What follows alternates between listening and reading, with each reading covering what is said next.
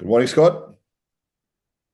Good morning. New How are you? me, new summer, and we're gonna reset everything we're talking about, and we're gonna start Empower Her series. And first, and probably the most important part, what I want to talk to you about is the things that you always mention. You have mentioned many, many, many times before about understanding how to track progress, and more often than not, that things that people use to track progress the most, mirror and scales, is usually full of lies. A hint to a lot of people that haven't noticed that if you go to gym, more often than not, what they do, I don't know if they still do that, but they used to have this trick where they would put mirrors. One would make you thinner and one would make you wider. So if you keep going from one mirror, you could actually see that. If you're a guy, you go like, oh, I'm massive. And then you walk to the next mirror, I was like, I don't like this one. And they would put obviously certain equipment in front of it, biceps curls in front of the wider, so to speak, and then whatever else somewhere else. So break it down. Why do these things often distort reality? What's happening there? Talk to me about anything from just visual to physiological level. Well, in the case of the mirrors, you have the one disadvantage in the sense that it's you looking at yourself. So there's going to be a bias there that's just basically human nature. You can't avoid it. So depending on your mood, even that day, how you're feeling, whatever, you're going to see yourself potentially different than another day. And then with the mirrors, you have all the variables of the lighting and the shadows that are kind of casted from wherever the mirror is hung. I mean, I have clients that will come in here and they'll always say, I love how I look in these mirrors. I don't look like this mirrors at my gym. And I mean, I don't know the science behind what mirrors do what. I literally have a wall of mirrors that are those closet doors, the bifolding closet doors. They're just mirrors. I just stacked a whole row of them in a row, just because that's what I had, and it worked very well. But so when you're looking at these mirrors, you're going to see what your is in your mind that day, and then it's going to be amplified by shadows, lighting, etc. So it's not necessarily telling you anything valid. Um, then on top of that, depending on where you are in the day, for a female, where you are in your menstrual cycle, how much have you eaten, how much water or fluids have you drank. It can change where water is currently sitting, intracellular versus extracellular, and that can add or take away from what you think you're seeing in the mirror. So it's just not giving you really an objective measurement. It's giving you more of a subjective thing, and you're just sort of looking, and then that can really dictate the rest of your training, the rest of your mood for the day, whether or not you're even continuing progressing with the same protocol you're using. Because if you think that you're going the wrong direction based on what you look like in the mirror, you might be prematurely stopping the protocol. So tell me more about like water retention specifically, because we both know you have really hard training session. You're in a certain phase of a cycle, million other things. Somebody yelled at you at work. You come in poofy as hell, even though you have lost body fat. So what what actually happens within the body, and what could maybe people take away and consciously acknowledge, hey, these things happened. It might reflect in a mirror on my physique that I will look this, that, and so. And I'll give you an example. Like I went to Holland last year for 3 months, and I was working with Sybil Peters, one of the best bodybuilding coaches in my eyes ever. And she could tell me everything I ate in that week by just looking at me. Did you eat this? Did you eat that? Did you eat this? And she's very structured about what you eat at what time of the day, like very specific. And there was one week where I missed couple meals in, not missed meals, but missed the sequence of meals. And she would look at me every single morning and she was like, did you swap this for that? I'm like, yeah. I can tell. I'm like, damn it. Because she's done it for 40 odd years. She knows Yeah. exactly she knows exactly what to expect. She's like, no, you're not progressing exactly how I expect you to. I bet you did something wrong. And I'm like, yes, I did not do this one thing. And she's like, I can tell. So, what can people take away from this, and how do they learn their own body? Uh, Maybe, I don't know, keep a diary. Hey, if I'm stressed, I might look like this, or what's happening there? Is there anything that you can give people hints that would be useful for them to not get into overdrive of starting to panic? Hey, I'm not making any progress. But actually, there were a couple of things that happened that are just slightly affecting your physique today, and tomorrow, if you took care of it, you'll look great again. There's a ton of things that you can do. And to me, it comes down to how meticulous the client or the athlete or whatever wants to be tracking things. The method of like having people eat a quote unquote like a meal plan is very effective in controlling a lot of the variables that you have. You're going to be taking in the same fluids, same sodium, same foods at the same time. So all those things become very much routine. The body then adapts to that, and it actually very, very subtly reduces inflammation in the body because it's routine. Anytime you take the body out of routine, it causes an inflammatory response. It could be a very extreme one, it could be very, very subtle, but they add up and they accumulate. So if you have a routine of same fluids, same electrolytes, same meals, same time, that's a lot of the variables that can change body water shifts from different compartments in the body. That holds up pretty regular, and that makes visual impressions a little bit more consistent. That's very extreme in my opinion, and it doesn't mean that if you didn't do that you stop losing body fat, but you're visually now blurring things because you've changed something, and the body has to adjust to maintain homeostasis. The body will keep a very, very tight regulation on things like pH levels and blood pressure and all these things because it's necessary for survival. So anytime you disrupt homeostasis, the body works itself back. And in that time, it can be shifting water intracellular, extracellular. That can make you look, like you're holding water or you're not. None of it is impacting fat loss if the energy balance is still proper. So if people want to be that meticulous, they can. But what I tell my clients, unless they need to be that meticulous, is we want to see trends and root and patterns. So we want to be measuring apples to apples all the time. So if you are maintaining the same amount of fluids and electrolytes, but your foods are changing, then you can expect to see sometimes body weight spikes, sometimes it doesn't. It's not because you necessarily overate or you've gained body fat. It's because you've changed the electrolyte fluid level balance or something like that, and the body's just compensating. So what I suggest people do is either check themselves under the same physiological conditions every day as their check, like maybe first thing in the morning when you wake up, these are your measurements. That way you haven't let the day's variables come into play. Or you just get very, very meticulous what you're tracking.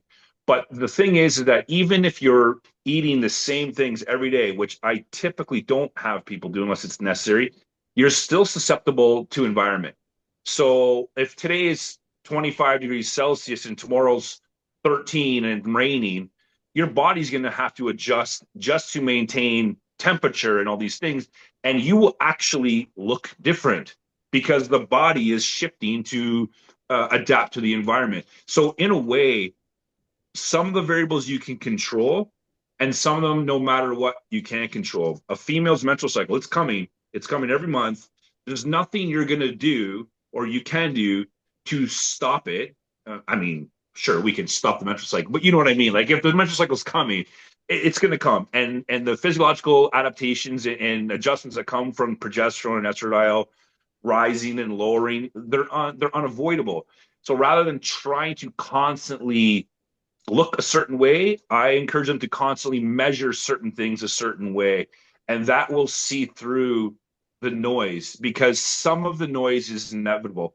And if you're letting every little variable dictate your progress because it changed how you look, you're really, really going to cause a lot of unnecessary stress because some things you just can't stop.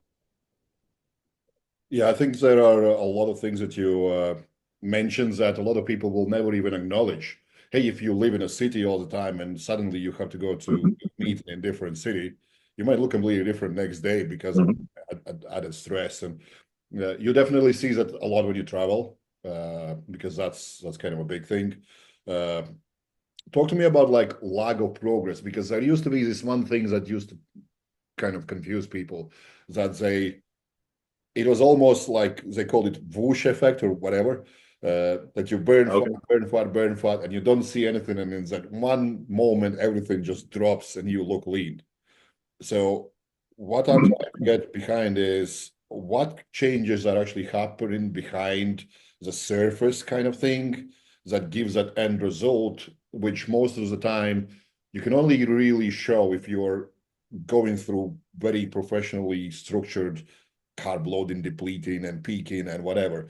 So what's happening behind the scenes that people might miss out, uh, and if they knew that they could essentially be better accustomed to the understanding that you will look at your best probably 1-2 weeks a year, and then the rest of it is hit and miss.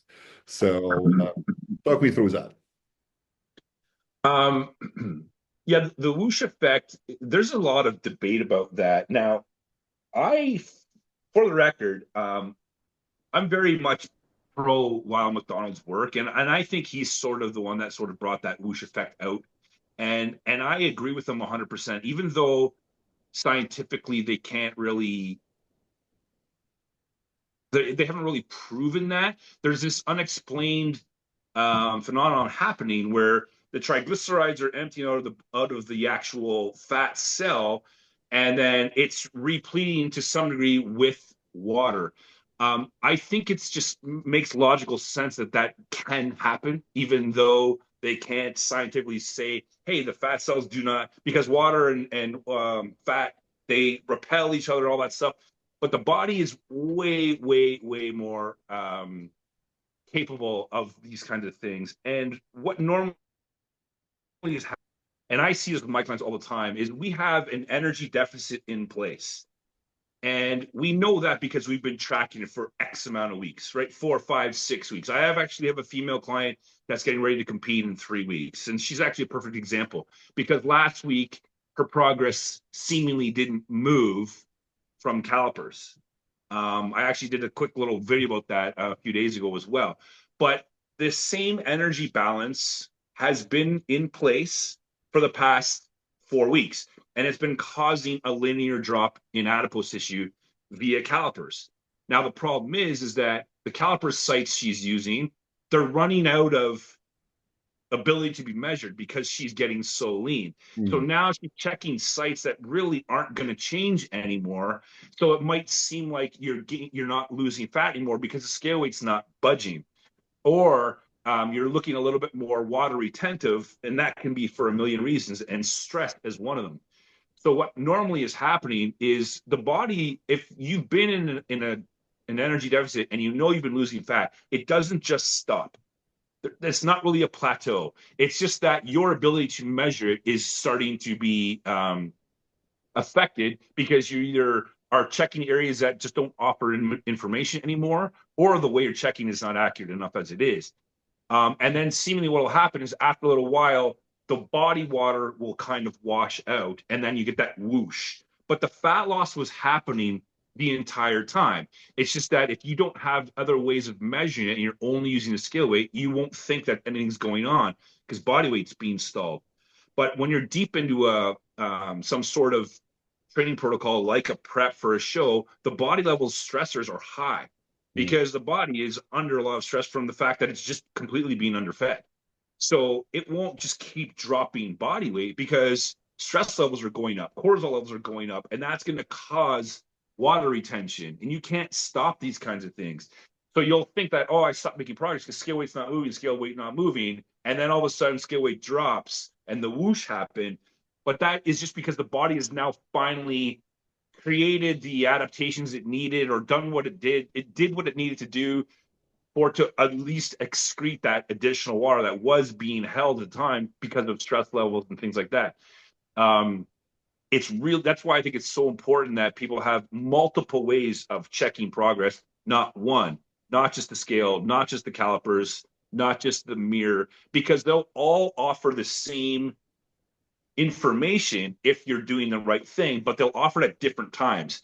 And there's always a lag behind certain things. If you just use calipers and you're very, very lean, like if I was calipering you right now and we were using the traditional 9 sites or 7 sites from Jackson Pollock, something like that, they might not be moving because they don't have really anything to go. And you still might have fat to lose. So what do? Well, you either look for other areas or you start to just add more of the same area and see if you can't find other areas or other millimeters moving. Because when you're looking at the body, fat loss is not spot specific. It's losing it systemically. So if you're just checking 1 2-inch millimeter or 1 2-inch sort of site on your quad, which is a common measurement for men, umbilical or suprailiac, that's just one little couple inches of surface area over your entire body. That doesn't mean you're not losing fat. It just means that that location didn't show you anything. So oftentimes I have clients checking multiple areas, right side, left side, just keep digging, find some fat, pinch it, and then keep checking that. And you're going to see that the whoosh, it is happening, but it's just because body water is being held a little longer than normal. And then eventually the body readjusts. That new homeostatic point is established and it excretes the additional water. Sometimes, and I've done this a few times, I don't think it's the greatest I don't think this is a great recommendation, and I wouldn't do this with everybody, but I have done this with a few of my clients with their consent. If they're holding a bunch of body water and I know it, and I'm trying to get them to understand it, I'll have them, and I've done this before in very niche scenarios, I'll have them take a diuretic. And that diuretic will, excrete 4 or 5 pounds, and then they'll see what's really going on, and that water weight won't come back on. They just didn't want to wait for that natural whoosh to happen, so we just forced it. And that helps them like, oh, okay. You do that 1 or 2 times, and all of a sudden now they're starting to understand that. I don't think it's necessarily the best protocol to say, hey, take this drug and piss out some water. But it's very effective, and it does show you how much body water you're actually holding. And if it's something that someone has never experienced before, sometimes it's good. Once they've seen it and they understand it, they don't need to keep doing it because they're like, okay, I understand. In a few more days or next week, it'll let go. With women, that's largely hormonally related as well. Not only can stress cause this, but then depending where they are in their menstrual cycle, it can be amplified. And so eventually you have to just be patient. But if your energy balance is accurate and you've been losing fat, it didn't just stop. And that's something I think is really important to always remember. The body's not on, it's not an on-off switch. It's just that as you're adapting to this new energy balance, the body is going to slow process down because you're starving it. Yeah, and what you're describing is essentially how I see it is your body becomes more efficient at everything. And if you stick same calories and don't keep cutting and cutting and cutting, you essentially reach kind of like a golden point where your calories are matched your energy expenditure, and now you give your body a little bit of a break to actually recover, and that's where that inflammation seems to drop. And it takes what, like 6-8 weeks for your enzymes to adapt to something new that you do, which people completely disregard. They think it's just immediate change, which doesn't really happen. But you mentioned something really important, which is something I want to ask you, is about the emotional toll of mirror checking. You said you have some people that you go to extremes and tells them, okay, we're going to use diuretic just so you see that there is a lot of progress happening, because that mirror is really making you almost nearly give up, because they are doing everything right, things are happening, but they are just not seeing it. So talk about what you see from emotional perspective, and how can you even have the conversation to overcome it. Because I see it more to people who have, to me, and anyone is amateur under 5 years of training, anyone. So 5 years and less, you still don't understand even how your body works properly because you have gone through such limited cycles of growing and leaning down and this and that. You don't even acknowledge what's working, what's not. So how do you address this? The psychological kind of drain that too much of a check-in of something that might give you a fake perception that nothing is happening going on. I found over the years, I don't have a formula that works for everyone because how they respond to our communications, it varies. But sometimes you can just explain it to them scientifically and that works. Sometimes you can just try to basically just communicate and understand their feelings and just be supportive, and that works. But at the end of the day, what works for all of them is showing them results. You have to get results from the client, or they're going to end up losing trust in the process, or dropping off. And it's not necessarily, there's a lot of drop off in coaches and clients. Like that's a revolving door. In the best coaches in the world, they have way more drop offs than they'll ever admit, because that's just the way this goes. But at the end of the day, you still have to give them results. So how I do it really depends on how they're responding to what's going on. But the best way is to show them proof, whatever that looks like to them. Now, when they're seemingly frustrated with certain things, I find if I can explain to them what's going on, it buys time. And I'm not trying to sell them a gimmick. I'm just trying to keep them compliant, because I know without a doubt this works. It's not my opinion. This is freaking how physiology works. So I can just keep them holding the line until the body responds, then they'll see it. We don't need to lie about it. But sometimes it takes a little longer, but that all is going to come down to the approach. Now, one thing right off the bat with females, and I'll set the tone right from the beginning, is I am not making any adjustments until I've seen 2 menstrual cycles completely through, assuming you have a regular period, because that is going to eliminate a ton of variables that most people fall victim to every time anyways. Mm. They'll weigh themselves one day, 3 days later they're entering the late luteal phase, and their body weight spikes, even though it's going to no matter what, and they right away cut food or add cardio or add more cardio or something, and then they're constantly changing stuff.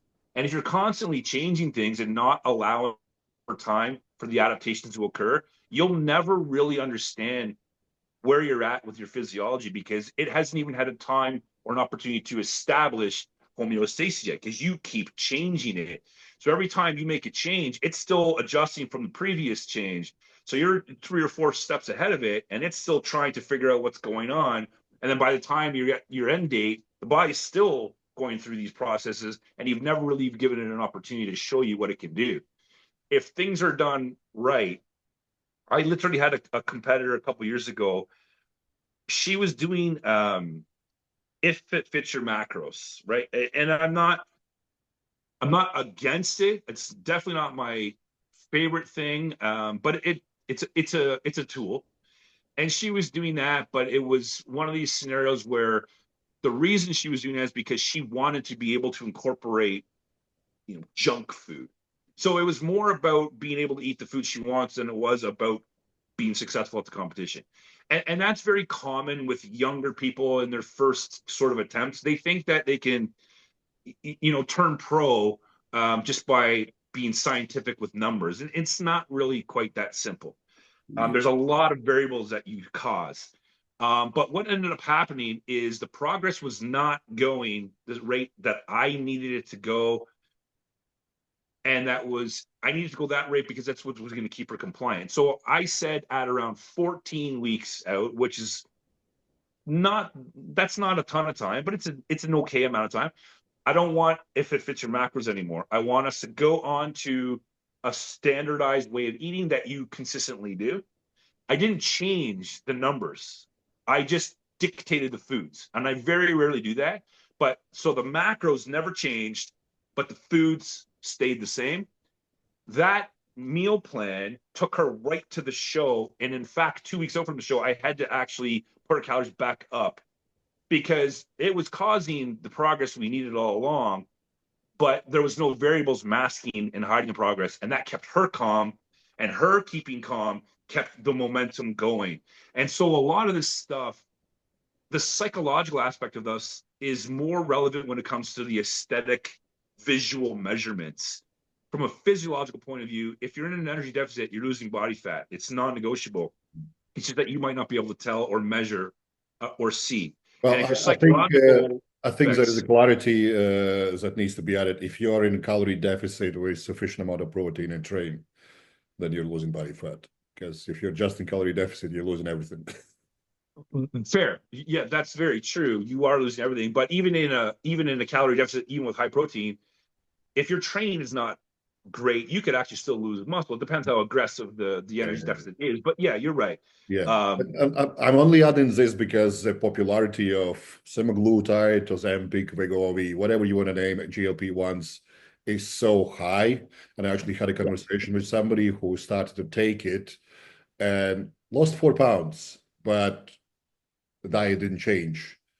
The diet changed in one single thing: less protein. And I'm like, this is not going to be good at the end. It's just yeah, not.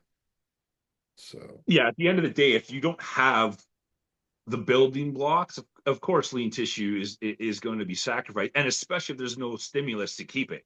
And that's another big part of this whole fitness area or fitness community with women, especially, is all the supermodels on Instagram are all full of drugs, and they're doing banded workouts and growing glutes, but that's because of drugs.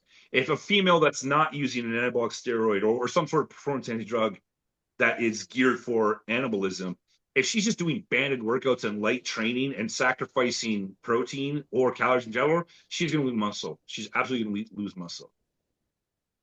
So tell me more about how to see the progress more clearly.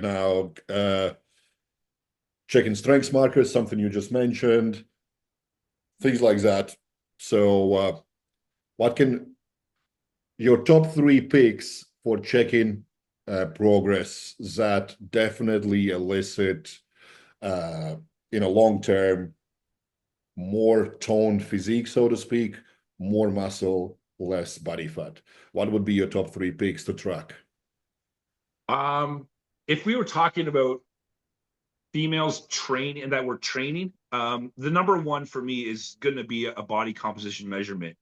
I specifically like to use skin folds with calipers done by somebody that knows what they're doing, so they're at least trustworthy. So Only because not a body impedance scales.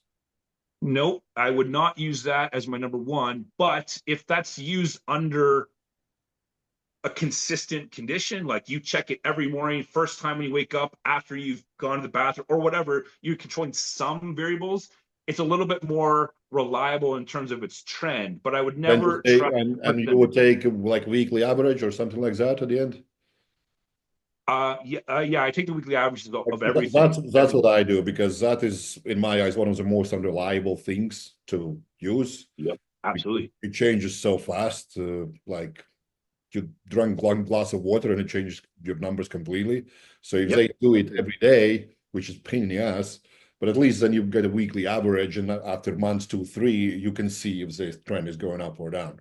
But it's never Yeah, going to. but even with the bioimpedance, though, even if they wake up and check it the same way every day, when their hormones are changing from their cycle, it's still going to affect that bioimpedance.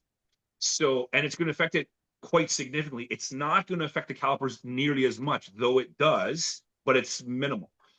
So my number one is a body composition measurement, and it would be calipers or DEXA. And I actually prefer calipers over DEXA, to be fair, but I would trust either of those. That'd be my number one. The other one that I would trust, and this is the one that nobody wants to pay attention to, is how their clothing fits. And the reason I would trust that is because unless they're intentionally shrinking their clothes, or sorry, growing their clothes, they're going to find that certain areas of their body, based on their goal, are going to be looser. And the perfect example is if they're trying to pull their pants up and it's seemingly tighter on their legs or tighter on their butt, I'll almost guarantee you that was their goal anyways. Everyone wants to grow their butt. So they're going to be tighter getting them up. And that could sound discouraging, but as soon as they go to button them, they're going to notice that it's looser. And that's because body fat's coming down, especially on a female, because the first place they're going to lose it is their midsection. The last place they're going to lose it is waist and below.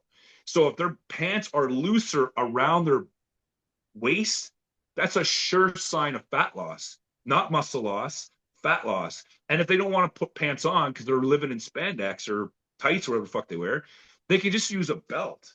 I actually had a client, she was a teacher, and she actually had one of her kids make her this like decorative belly chain bead thing as a part of her project for the kids or whatever, and she kept that thing on because she actually found that it was a measurement tool.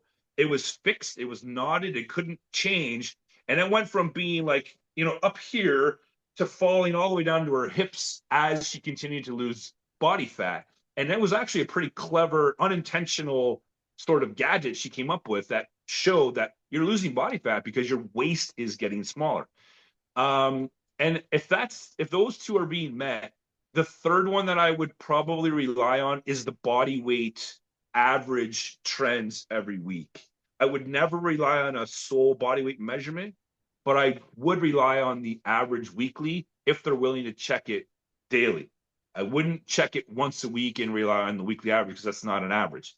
But if they're willing to check it multiple times a week or daily, ideally, I would trust the body weight average because it is going to show you over time a linear drop in body weight. And then if we have body weight dropping and we are in the fitness room, so we're training, if I know strength is still there or even stronger, and I know body weight's trending down, I know I'm losing body fat because what else can it be? So that would be your number four, strengths. No, strength would be tied, I guess. You could call those either ones the top three-ish, four. Strength is really, really important. The reason I didn't name it right off the bat is because some of my clients aren't strength training intentionally. So if they're not strength training intentionally, I can't rely on their strength markers as an official measurement because they might be in a phase where we're intentionally trying to do something cardiovascular wise or something like that. And then it kind of makes it a bit of a variable. But if they're strength training, then I would put a lot of weight on that one for sure. Because if they're getting stronger, they're getting more lean contractile tissue. So if body weight's not budging and they're stronger, that's still a good sign. That's not a bad sign. So I'm mindful of your time, and I know I need to let you go very soon, but I wanted to kind of pick up quickly on some outliers because you will have people losing a lot of weight doing something really crazy, but a lot of that weight will be also lean contractile tissue. So what is there a conversation to be had about that? Because we know the longevity crowd is really, really heavy emphasizing this, which is great, great thing that lean muscle is not just for looks. It Yep. creates so many good things for your body, hormones, it improves your resistance to any kind of illness, acute, chronic illnesses. It prevents you from falls. It's literally, if you don't have muscle, you are really not doing yourself any favor at all. And if you purposefully trying to lose body weight and sacrifice muscle, that's even worse because now Yep. you're just completely messing up your physiological processes. What kind Yep. of conversation could be had there for somebody who is trying to lose body fat? They're telling you they want to lose body weight, and then you kind of pick up that they're doing something crazy drastic and they just start looking skinny-ish. And they might like it because they are smaller now. But is there a conversation to be had to kind of emphasize that you are losing not just body weight, but also your health? Yeah, yes, I think that there needs to be a lot of emphasis put on that. I took a pretty intensive course years ago with a couple of doctors of the states on strength training for the elderly. It was specific for elderly people who can't load bear a ton of weight because of their skeletal frame. And literally by the end of it, they were saying like they wish steroids aside, they wish they could take strength training and put it in a bottle and just make you take pills of strength training, because maintaining lean contractile tissue is crucial for longevity and for all those things you just said. Plus, it is what we dictate your basal metabolic rate off of, is your lean tissue. So essentially, the amount of calories you need to eat to maintain is based on how much lean tissue your body has. So if you're sacrificing lean muscle, you're giving away calories. So if you lose enough muscle that your caloric intake needs to be reduced and you didn't reduce it, you've put yourself in an energy surplus indirectly, and you'll slowly gain fat. But it's so slow because it's such a small change in BMR. Like a pound of fat is worth like 10 calories. But all these things add up over time.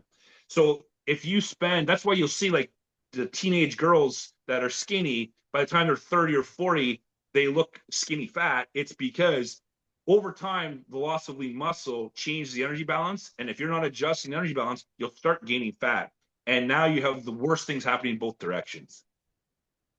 So it's almost as if you are seeing somebody getting great results because they did 30-day water fast or something like this. They had great results on paper, but more often than not, they probably are just harming themselves long term. Would that be a 100%. guess? Yeah, 100%. The problem is that 1 week's not going to be detrimental, but 1 week might be enough to give them a very good boost of confidence and like, oh, this is awesome. So they want to keep doing it. But it's the fact that they keep doing it, the more aggressive they get, the more lean tissue they can lose. And the more lean tissue you use, the bigger problems you'll have long term, for sure. Awesome, Scott. Appreciate your time, and it was quite insightful because there are a lot of things that are so simple, but it's because we've been doing it for decades, that are still misunderstood. You know, even like muscle training and stuff like that. Like when I first started working out, I thought, I'm just going to go to the gym, lift some weights, and gain muscle. No, you're not going to gain anything if you don't feed your body. You know, and if you start starving yourself and then training, sooner or later your body starts to eat itself down just to resource whatever tissue you need to actually do these kind of things. And lo and behold, at the end, you start sacrificing your immune system and all sorts. So there's definitely more conversation to be had to emphasize how important it is to actually be strong, fit, healthy, and start doing it as early as possible in your life. Even though we know now you can start working out at 80, you can still gain muscle. But if you're holding on for so long, you're not doing yourself much favors. Agreed. I agree. All right, Scott, I'm going to see you in next video. Appreciate your time, and we'll carry on this series next week. Sounds good. Thanks.